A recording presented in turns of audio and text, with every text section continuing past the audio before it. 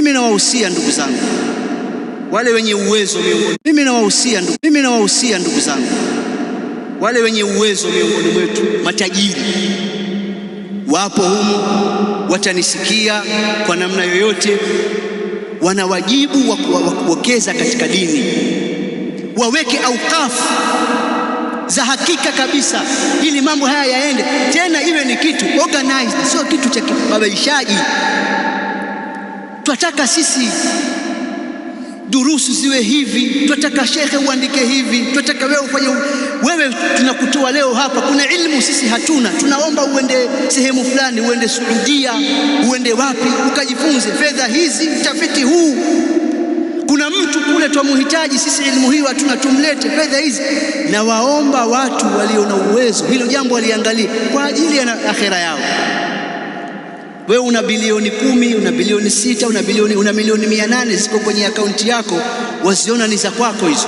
Siku moja Mtume Muhammad sallallahu alaihi wasallam aliwauliza masahaba zake, ayyukum malu warithihi ahabbu ilayhi min mali, nani katika nyinyi mali ya warithi wake inapendeza zaidi kwake yeye kuliko mali yake?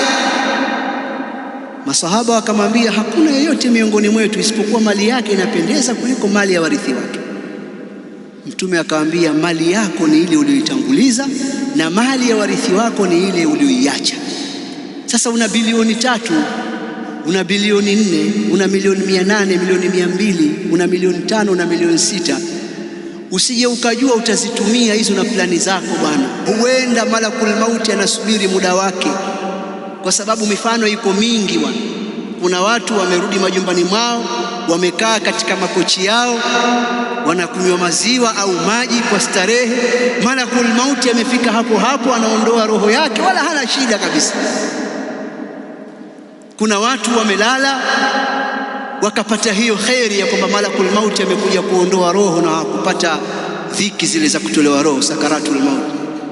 Na katika kheri hiyo kifa kwenye usingizi, ukiamka, watu wakiamka asubuhi, zile bilioni zile si zako wewe, zile kuna watu wanazipangia. Na hata wewe mwenyewe ikifika wakati hali yako ya maisha ya afya ni mbaya, waanza kuhusia, mimi bwana msikiti fulani upelekewa. Tulia bwana, unachoruhusiwa kuhusia katika wakati huu ni kiwango hiki tu, kingine chote sio chako. Ulitakiwa utoe wakati pale wewe una siha njema na unaogopa ufakiri na una tamaa ya kuishi wakati ule. Na waambia na wahimiza ndugu zangu wale walio na uwezo miongoni